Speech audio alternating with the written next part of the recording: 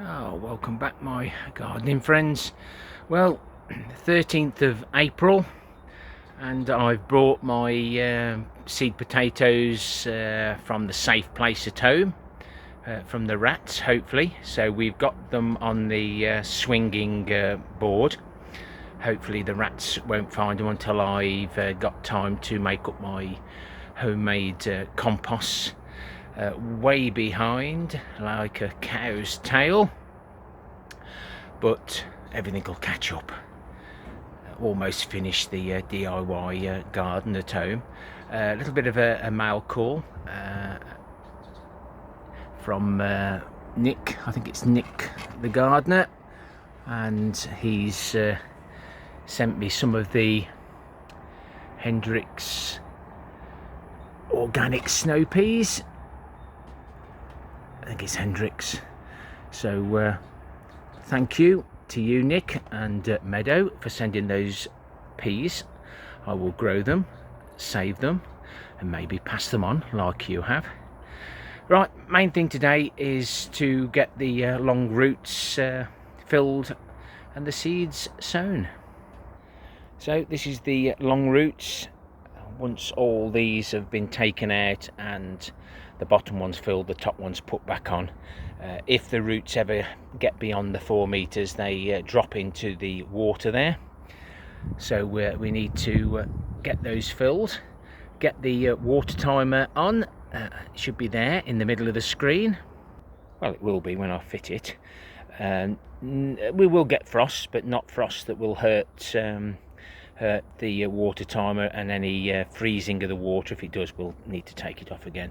But there's a frequency there, and I think it's every 8 hours, and I think we put it on for about 3 or 4, 5 minutes. Just depends on how warm we get in the summer. We can adjust it accordingly. I run the water timer horizontally.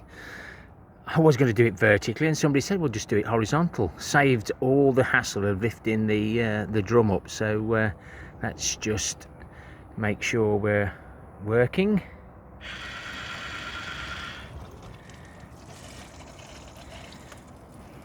Don't use drippers. So you can imagine that would water the plants really well. Let's switch that off for now. Let's put it off. I'll switch the tank off.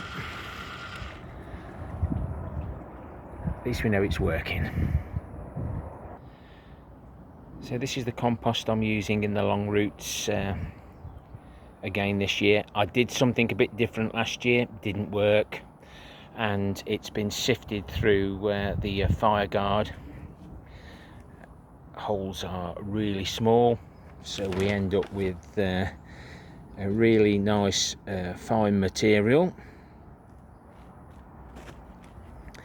that the roots will zoom down through, and it will make it easier for me to clean. I was adding all sorts, and there was bits of wood, leaf mould, wood bark, and it's a devil to get off the roots, and the roots should be clean.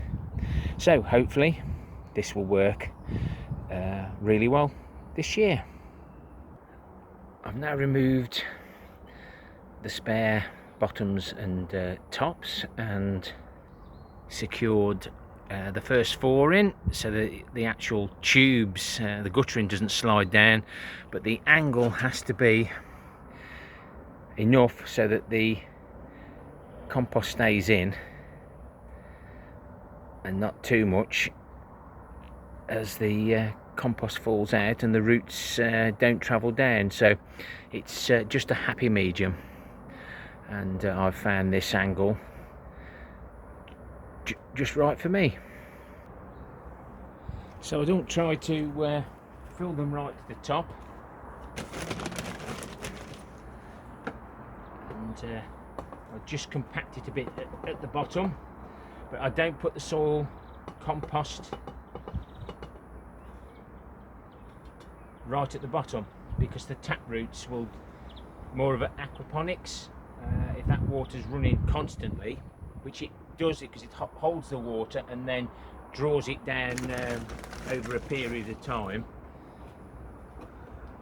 I find that works, but I do used to fill these right up, heat them up, cover them over. I don't think there's any need, he says, as he fails miserably in September and finds nothing's happened. But if there's a lot of compost in there, it's going to hold the roots. We only want enough compost for them to be happy, moist, until they get down here. So let's get this all filled up and the cap on, the cover on. Just had a phone call from Mrs. K. She's trying to put the dinner on but can't find the saucepan. Don't know what she's on about. Right, now to cover them up.